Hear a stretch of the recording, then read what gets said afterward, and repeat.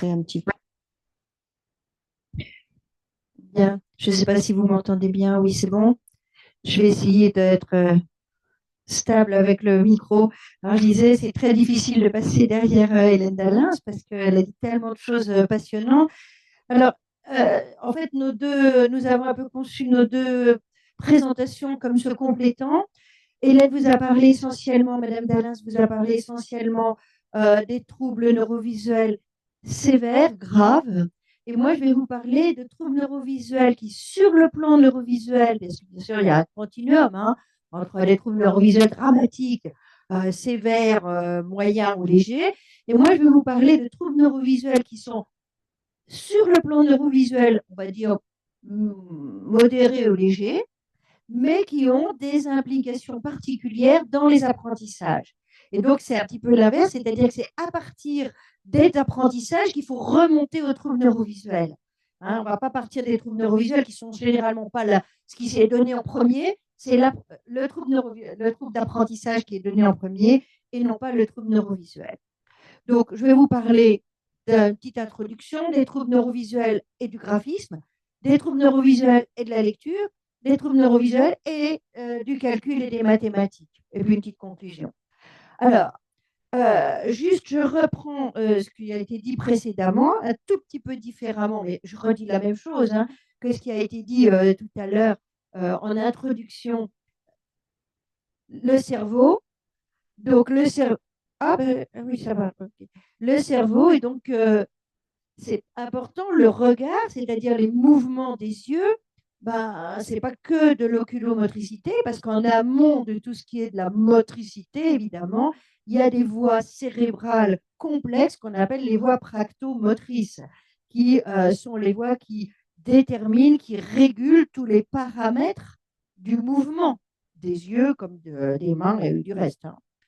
Et puis, bien sûr, il y a dans l'autre sens les voies de la perception visuelle. Une fois que l'information est sur la rétine, elle doit être analysée. Elle est analysée de deux façons différentes. C'est ce qui a été dit depuis ce matin. Je le reprends là sur un autre schéma, mais ça dit exactement la même chose. D'une part, par la voie dorsale qui nous dit où est situé un truc par rapport à un autre dans la scène visuelle qui est sur la rétine, ou bien comment est orienté un truc sur la scène visuelle qui est sur la rétine, et donc comment on va l'intégrer dans le mouvement. Donc, c'est les voies practomotrices, ça a un lien avec les voies practomotrices, je vais vous montrer comment, bien sûr. Et d'autre part, la voie ventrale, qui est la voie gnosique, la voie d'identification des percepts, de la reconnaissance. Qu'est-ce que je vois? C'est une table, c'est une chaise ou c'est la tentadelle.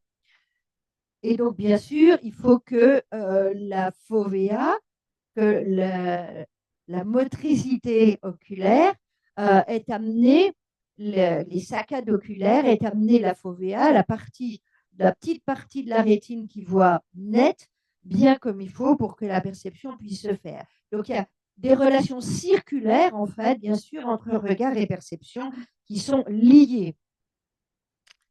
En amont de tout ça, il y a quelque chose de très, très important qu'on ne peut pas séparer de toutes ces voies visuelles, qui est l'attention visuelle et l'attention visuospatiale, qui est indissociable. Et c'est la complexité, évidemment, dans nos bilans. C'est le micro qui... Ah, d'accord. Il fait des petites pauses. Et donc, l'attention qui est indissociable du reste. Donc là, je rappelle cette dia aussi, qui, je pense, est dans notre livre aussi. Et donc, il montre, c'est pas pour faire de la neurologie, c'est juste pour vous montrer où est-ce que j'ai la souris. Elle est là. C'est juste pour vous montrer, effectivement, oh mince, c'est juste pour vous montrer qu'effectivement, vous voyez ces voies. Non.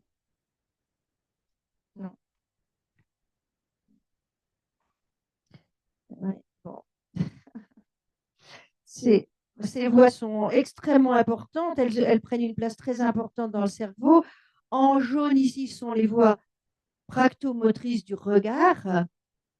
Et ici, donc, il y a bien sûr les voies perceptives qui amènent d'abord l'information dans les aires occipitales, où elles sont simultanément dirigées vers les voies ventrales, la voie du quoi, qu'est-ce que je vois, j'identifie, et vers les voies du où, la voie dorsale, c'est où ou c'est comment orienter et qu'est-ce que j'en fais au niveau gestuel.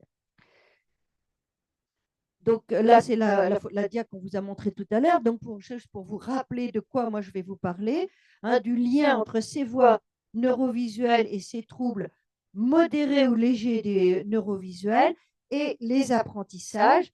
Les troubles des apprentissages, ils sont ici entourés en vert. Vous voyez que eux-mêmes, les troubles des apprentissages sont eux-mêmes la conséquence d'autres troubles neurologiques et neurodéveloppementaux en amont.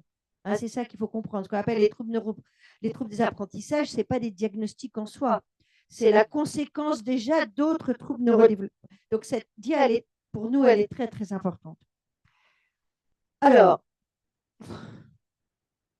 qu'est-ce que c'est ça? Donc, c'est neurovision, merci, hein, heureusement que je suis un peu maladroite, j'ai l'impression. Neurovision et gestes.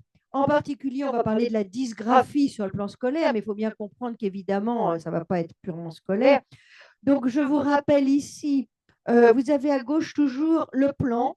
Hein, donc, vous ne regardez pas trop, ça fait des dias un petit peu chargés, mais à gauche, c'est le plan. Et puis surtout, ça vous dit surtout de quoi je parle. Là, vous voyez, je vous parle des gestes, des praxis, donc de la voie dorsale. Hein. À chaque fois, je reprends ce petit schéma pour que vous sachiez où on en est. Donc, faire un geste, eh bien, ça suppose dans ces voies dorsales de choisir un projet de geste. Donc, je décide quel geste je vais faire. Et donc, on fait appel à une bibliothèque de gestes qu'on appelle les modèles internes du geste. Et ces modèles internes du geste, c'est eux qui paramètrent en fait toutes les dimensions, hein, l'amplitude, la force, la direction du geste, etc. C'est la chronologie des contractions musculaires, les répartitions toniques, c'est extrêmement complexe. Évidemment, tout ça se fait sans qu'on en soit conscient. Hein. Heureusement, ça, disent les enfants, ça le fait. Hein, juste, on projette de faire ceci ou de faire cela, et ça le fait. Mais dans cette paramétrisation du geste, il y a un input, enfin des entrées visio-spatiales extrêmement importantes. Et le visio-spatial, c'est quoi? C'est à la fois moi, mon corps, mon schéma corporel, mon organisation gestuelle au niveau où est mon bras, où est moi, et où est l'outil, si je veux prendre mon téléphone ou mon crayon. Donc, le lien entre les deux, et évidemment, ces relations visio-spatiales, ces informations visio-spatiales, elles vont évoluer en temps réel. Elles vont évoluer en temps réel puisque je vais bouger en permanence. Donc, c'est un système très, très complexe qui va permettre l'effectuation du geste et normalement du geste réussi.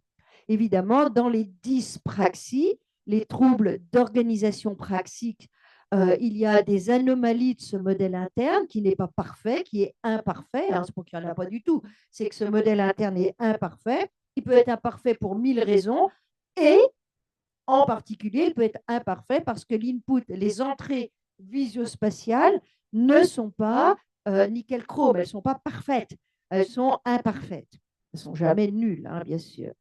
Donc, c'est une des possibilités et donc ça donne des dyspraxies dans lesquelles, ce n'est pas toutes les dyspraxies, mais dans certaines dyspraxies, il y a des troubles visio-spatiaux associés, à peu près dans la moitié hein, des TDC, troubles du développement de la coordination ou dyspraxie. Dans la moitié de ces TDC dyspraxies, il y a des difficultés visio-spatiales particulières qu'il convient donc de mettre en route, en évidence. Donc, quand il y a des dyspraxies avec des troubles visio-spatiaux, là, je vous ai illustré très simplement euh, comment il est important d'organiser spatialement. Vous voyez, par exemple, ici, la prise de l'objet. Hein, c'est deux objets qui sont tout à fait similaires sur le plan de la morphologie, hein, deux trucs longs. Là, d'un côté, c'est un tournevis, de l'autre côté, c'est un crayon. Mais évidemment, en fonction de l'usage et de ce qui est déjà intégré grâce aux apprentissages, hein, dans nos modèles internes, c'est-à-dire dans notre petite bibliothèque personnelle, eh bien, la prise va être spatialement, on va organiser spatialement le geste de prise de façon très différente. Et évidemment, c'est vrai dans tous les gestes, pas seulement à l'école, hein, c'est vrai dans tous les gestes de bricolage et d'artisanal. Et bien sûr, ça va se manifester dans le graphisme. Là, je vous ai illustré deux dysgraphies particulières. On voit très bien dans la deuxième, là, ce qui est plus à votre droite, la mienne aussi d'ailleurs, à ma droite, on voit que non seulement il y a une dysgraphie, mais il y a aussi un trouble de l'organisation spatiale du graphisme dans la feuille. Hein. Bon, on voit que c'est mal fichu. Il va y avoir des blancs, des grands blancs à certains endroits, ça descend vers le bas. Peut-être que dans une ligne de plus, ça va remonter vers le haut, ça peut être très variable. Là, j'aime beaucoup ce courrier que m'avait adressé un enfant après une conférence aux parents. Et j'ai extrait euh, ces quelques lignes où il écrit: pourquoi je fais des fautes d'orthographe? Pourquoi je finis toujours le dernier? Pourquoi j'écris des fois gros, des fois petit et parfois mal? Pourquoi quand j'invente, pourquoi quand j'invente une lettre, je sais plus quoi, je fais plein de fautes d'orthographe alors que j'ai beaucoup d'imagination, mais on me dit que les mots et les phrases sont fausses. Alors, vous voyez qu'il a 14 ans, il est en sixième. Ça veut dire qu'il a déjà 2 ans de retard, hein, donc la scolarité, c'est mal parti. À côté, j'ai écrit similitude égale 15, ça veut dire que c'est un enfant d'intelligence verbale normale supérieure, alors qu'il a 2 ans de retard et que sa scolarité est fichue. Hein. Je ne l'ai pas dit, mais bon, c'est clair. Et donc, ce qu'on voit, ce qu'il nous dit, ça montre des signes très particuliers qui montrent que cette dysgraphie est de nature dyspraxique. J'insiste parce que toutes les dysgraphies ne sont pas dyspraxiques, bien sûr. Hein. Donc, cette dysgraphie est dyspraxique. Il y a une fluctuation de la performance, hein, vous voyez. Il dit des fois je fais des fautes d'orthographe, je finis toujours le dernier. Des fois j'écris gros, des fois j'écris des petits, des fois j'écris mal. Il le dit lui-même hein, que ça fluctue. Il dit qu'il est lent, je finis toujours le dernier. Et il dit que je suis en double tâche. Hein, c'est moi qui traduis, parce que lui, il parle en VO et moi, je traduis. Hein, c'est mon job hein, en tant que médecin, bien sûr, ou en tant que professionnel. Qu'est-ce qu'il dit? Je suis en double tâche. Regardez cet enfant qui a un niveau verbal supérieur, normal supérieur. Voilà la phrase qu'il construit. Je fais plein de fautes d'orthographe, alors on me dit que j'ai beaucoup d'imagination, mais on me dit que les mots et les phrases sont fausses. Excusez-moi, mais c'est une phrase bancale et qu'on ne fait pas à 15 ans quand on a 15 aux similitudes. Hein. Mais là, il est en double tâche et il ne le fait pas à l'oral, bien sûr.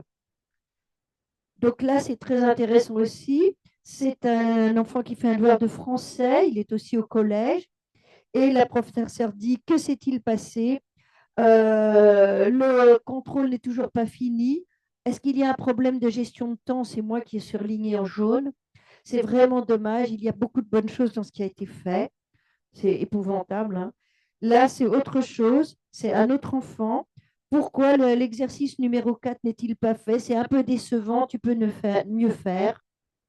Hein, et il a 4 sur 20. Vous voyez, c'est bon. Et l'autre a je ne sais quel autre aussi. On lui a dit pourtant c'est juste. Et, euh, et, pour, et pour le premier, on lui dit il y a pourtant de bonnes choses dans ce qui a été fait. Donc vous voyez que sur des enfants qui vont avoir des notes décourageantes, alors qu'ils ont des capacités et des possibilités, la lenteur est un signe très important dans la dyspraxie. C'est ça que je suis en train de vous dire, que la lenteur doit être prise en compte, que c'est un handicap grave sur le plan scolaire et qui fait partie intégrante du.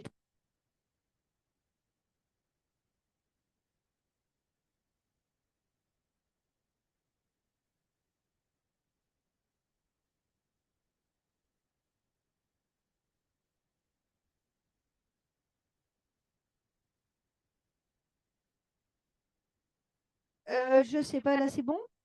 Merci. Hein. Alors là, donc, l'idée, c'était de vous dire que le graphisme, oui, mais enfin, c'est jamais le graphisme isolé. Quand il s'agit d'une dysgraphie dyspraxique, ça s'accompagne toujours de difficultés dans la vie quotidienne, habillage, repas, toilette, tout ce que vous voulez. Et la vie quotidienne, c'est aussi à l'école. Hein. Enlever le manteau, le remettre à la récré, le cours de sport ou de psychomote, la cantine, la piscine, etc. Hein. Voilà. Et puis là, je vous mets l'utilisation des outils. En maternelle, il faut donc comment on les prend et comment on les utilise, hein, si on est dyspraxique. Et ça, c'est vraiment du visio-spatial, ça va toujours. Hein. Petite section, bah, boucher, déboucher les feutres, coller les gommettes, utiliser un type de colle. Tout ça, c'est ce qui est exige, ce qu'on apprend dans le courant de la petite section et c'est exigé, hein, entre guillemets. En moyenne section, bah, pouvoir couper en général à peu près droit, hein, à peu près, hein, à peu près nous ira déjà, hein. Mais aussi se laver, s'essuyer les mains, c'est très très pratique, se laver, essuyer les mains. Et en grande section, alors, bon, tenir le crayon en prise tridigitale, bon, peut-être pas tridigitale, on fait ce qu'on peut, du moment que c'est efficace, mais utiliser une règle, c'est très difficile sur le plan pratique. Utiliser des ciseaux pour une découpe un peu plus complexe, un taille-crayon, essuyer ses lunettes, se moucher, vous voyez, ouais, ouais, tout ça. Bon. Alors, en résumé, pour les dyspraxies, vous avez des dyspraxies, la moitié des enfants qui ont des TDC, troubles du développement de la coordination dyspraxie. C'est pareil, les deux termes sont synonymes. Eh bien, une partie a des troubles purement moteurs, et donc ce sont avec lui les activités de la vie quotidienne qui sont affectées, hein, habillage, repas, toilette, mais aussi les activités physiques, le sport à l'école et le graphisme. Mais pour ceux qui ont à la fois des troubles moteurs et visuospatiaux, que nous allons appeler des troubles des dyspraxies mixtes, ça va? Une moitié à peu près des TDC dyspraxie. Alors, vous avez en plus, je vais vous montrer pourquoi, des troubles dans les mathématiques, géographie, schéma, plan, carte, trajet, déplacement, courbe d'orientation, etc. En plus de la dysgraphie, des activités sportives et des activités de vie quotidienne. Ce qui est vrai aussi lorsque l'enfant a des troubles visuospatiaux isolés, sans troubles moteurs. Hein, donc, c'est bien à relier aux troubles visuospatiaux. La lecture, ça va, je vous ai fait un petit panorama un peu rapide, hein, mais voilà. Donc, la lecture. Eh bien, dans la lecture, figurez-vous que toutes les fonctions neurovisuelles sont sollicitées, et pas seulement les fonctions visuospatiales, comme je viens de vous le dire, pour les troubles moteurs et praxiques. Ça va? Euh, Premièrement, il faut identifier les lettres. Là, je vous montre qu'il y a en fait plein de façons de faire la même lettre et que entre celle-ci et celle du haut, je ne sais pas pourquoi du coup là c'est mon ordinateur qui a dû les remettre. Elles auraient dû être beaucoup plus différentes, mais je crois qu'il n'a pas voulu de mes différentes polices. Bon, enfin vous imaginez bien, hein, là il y a eu un petit bug, mais c'est pas grave. Donc là, il s'agit de la voix ventrale, de la reconnaissance des lettres quand on est petit. En grande section de maternelle et CP, on apprend à reconnaître les lettres et à les relier au son, hein, comment elles chantent, au son qu'elles produisent. Encore faut-il les différencier. Alors, vous voyez qu'il y a des lettres qui sont très, très différentes sur le plan morphologique et qui, en fait, sont les mêmes.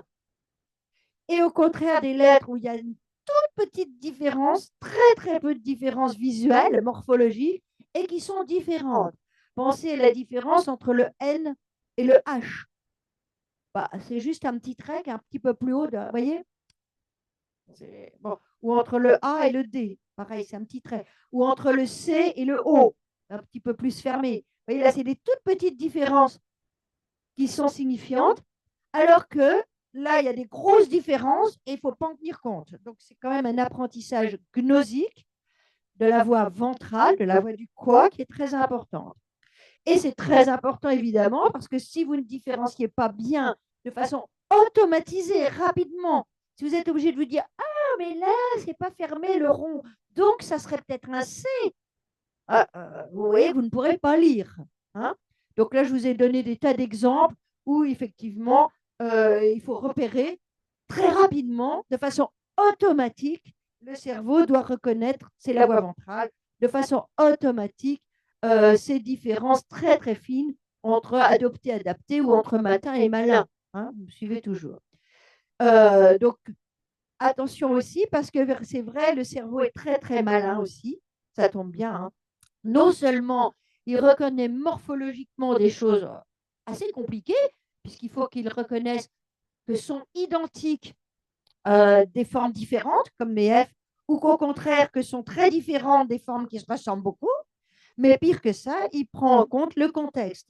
Là, par exemple, j'espère que toutes vous et tous, puisqu'il y a quelques messieurs, vous lisez A, B, C, D, E, F et puis 10, 11, 12, 13, 14. Enfin, j'imagine. Hein, sinon, je pense que vous serez pistonné pour un bilan. Mais vous remarquerez que, voilà. Et donc, votre cerveau sait aussi tenir compte du contexte pour lire. Hein, mais il apprend. Il ne sait pas faire ça d'emblée. Hein. Il l'apprend, évidemment, entre 0 et 6-7 ans. Il apprend aussi à distinguer pour lire. Il faut aussi qu'il apprenne à distinguer. Là, vous avez vu ce que je vous ai mis à gauche, voie dorsale. On est dans le où, on n'est plus du tout dans le quoi. Vous me voyez toujours.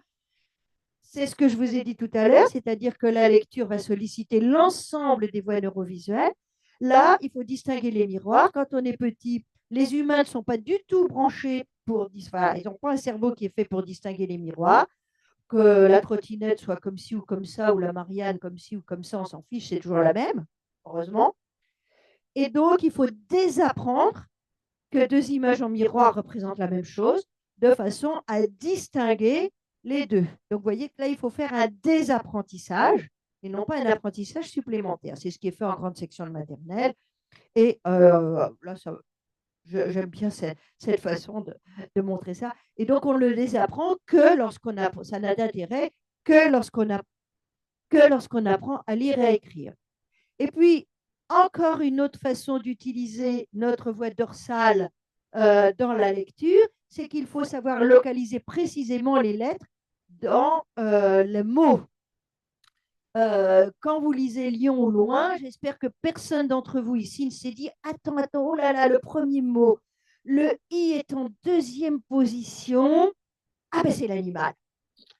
Tandis que dans l'autre, le I est en troisième. Ah ben ça veut dire le contraire de près. Si vous faites ça, vous êtes très très malade parce que vos voies dorsales doivent faire ça complètement automatiquement. Et heureusement qu'elles apprennent à faire ça automatiquement. Et donc, ce que je vous ai montré, là, il y en a toute une série, j'aurais pu en mettre 4 fois plus, ça n'a pas d'intérêt de les lire. C'est pour vous montrer à quel point c'est important dans la lecture en français. Je veux dire, sinon, vous ne pouvez pas lire. Vous ne savez plus ce que vous lisez. Ce n'est pas juste quelques mots pour qui ça y aurait un problème. Non. Hein. Donc, je vous en ai montré, et j'aurais pu en montrer comme ça 10 fois plus. Hein. Et puis, bien sûr, ça peut être vrai aussi d'un mot à l'autre. Hein, quand je lis un texte, évidemment, je dois très rapidement prendre connaissance de l'ensemble. Donc ça aussi, c'est pour vous montrer, pour vous amuser, vous donner quelques exemples. Donc ça, c'est toujours la voie dorsale. Et puis, ben, on a dit le regard, c'est un geste. C'est un geste oculomoteur avec un input spatial important, un geste très, très important que l'on doit faire pour explorer le texte. Il y a une stratégie practomotrice particulière qui doit être mise en œuvre quand vous lisez un texte et non pas des mots isolés. Est-ce que ça va?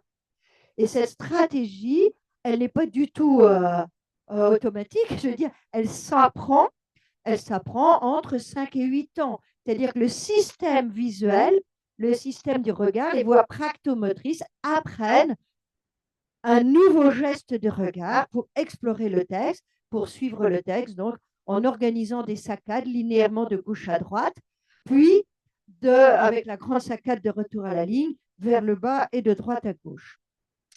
Donc, voilà, normalement, comment les choses se font, évidemment. Là, vous voyez que les flèches représentent les fixations et il y a les petits sauts qui sont marqués ici par les saccades. C'est comme ça que qu'on lit normalement, mais c'est comme ça qu'on apprend à lire. Et tant qu'on ne sait pas faire ça, vous savez que les enfants suivent avec le doigt. Et ils ont bien raison. Et puis petit à petit, cela renseigne leur système practomoteur dédié aux caméras, aux muscles oculomoteurs. Et donc, petit à petit, ils vont automatiser cette nouvelle stratégie du regard. Et c'est parce que cette stratégie du regard se met en place que la fixation tombe, pas du tout n'importe où dans le mot, mais à peu près au milieu du mot, un peu à gauche au milieu du mot, et que petit à petit, ce qu'on appelle l'empan visu-attentionnel, EVA ici, cet empan va s'élargir à chaque fixation, on va voir à peu près 2, 3, puis 4 signes vers la gauche et 2, 3, 4, puis jusqu'à 6 ou 7 signes vers la droite. Génial, non? Donc, et ça, bien sûr, ça se construit tout doucement entre 5 et 8 ans et ça fait partie de la stratégie du regard et de la lecture. Donc ça, vous le savez, ça c'est un enregistrement oculomoteur des mouvements du regard pendant la lecture. Donc là, bon, bah, les petits ronds, hein, c'est les fixations, les traits, c'est les saccades. Et voilà, là, c'est magnifique. Hein. On voit comment les choses s'organisent de façon magnifique de, pour un lecteur expert. Hein, évidemment, là, ce n'est pas un enfant en train d'apprendre à lire. Là, c'est un enfant qui n'est pas du tout expert, il a 9 ans et demi. Et là, de la même façon, vous voyez les points qui sont les fixations et les traits qui sont les saccades. On voit très, très bien ici la première fixation. La deuxième, déjà, elle n'est pas où il faut. Il s'en rend compte, il remonte ici. La troisième, la quatrième. Vous voyez que la cinquième, il va passer là. Et on se rend compte qu'au bout du compte, il y a très peu de fixations tout à fait en début de lettre, en début de phrase. Et vous voyez qu'il y a 2 lignes sur lesquelles il n'y a aucune fixation. Ça veut dire qu'elles n'ont pas été vues du tout. Si elles n'ont pas été vues du tout, vous voyez que ça ne va pas l'aider à comprendre le texte. On pourra toujours m'expliquer que il lit bien, Madame Azou, parce qu'il lit assez vite et tout. Moi, je vois bien, il lit bien potiron et tout ça, mais il ne comprend pas ce qu'il lit. Bah ouais, il a quand même raté pas mal d'éléments. Hein. C'est sûr que ça ne va pas l'aider à bien comprendre. Là, je vous montre encore des enregistrements du regard où vous voyez qu'en haut, ici, c'est un enfant de CP 6 ans et demi. Je crois que vous voyez très bien, vous voyez, on voit très bien les traits là, qui sont les saccades, hein, qui sont pas mal organisés. Ce n'est pas parfait, mais c'est pas mal organisé. Et vous voyez un enfant, ce qui est très intéressant, ce n'est pas tellement qu'il a 8 ans d'âge réel, c'est qu'il a le même âge lexique, c'est-à-dire qu'il a un niveau de lecture qui correspond à 6 ans et demi. C'est ça qui est très intéressant, c'est de comparer des enfants qui ont le même âge lexique. Hein. Et vous voyez que c'est un peu la pagaille quand même au niveau de son organisation de practomotrice du regard, sa stratégie du regard n'est pas en place. Et donc, on voit qu'il fait beaucoup plus de fixations, qu'elles sont beaucoup plus désorganisées. Il est épuisé et il ne va pas non plus bien comprendre ce qu'il lit. Hein. Là, c'est la même chose. Ce qui est très intéressant, c'est de voir que c'est un enfant de 7 ans et demi. Et là, on voit que c'est quasiment parfait, son organisation du regard.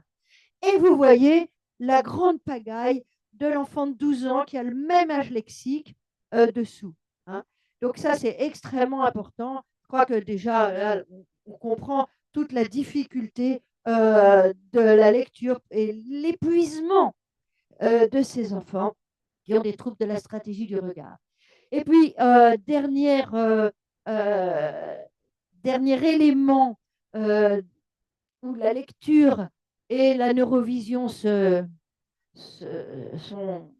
indispensables, je dirais, c'est la constitution très progressive de ce qu'on appelle l'ère de la forme visuelle des mots. J'imagine que vous connaissez ça, qui petit à petit, au fur et à mesure que l'enfant apprend à lire, eh bien, cela reconfigure un certain nombre de réseaux neuronaux dans notre cerveau, et en particulier un certain nombre de réseaux de la voie ventrale. Vous voyez que je suis revenue à la voie ventrale, ça va toujours. J'ai mis après, parce que c'est j'allais dire, c'est l'acmé, la fin de l'apprentissage de la lecture. Hein. Là, quand on a construit cette ère de la forme visuelle des mots en CE1, par exemple, eh bien, ça y est, on a la lecture dite courante, on est un lecteur expert. Eh bien, euh,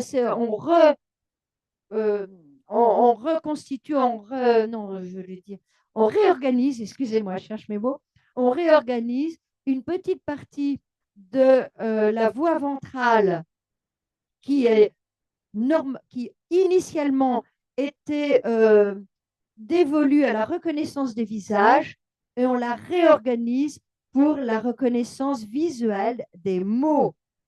Une reconnaissance visuelle immédiate de l'ensemble du mot qu'on appelle l'adressage.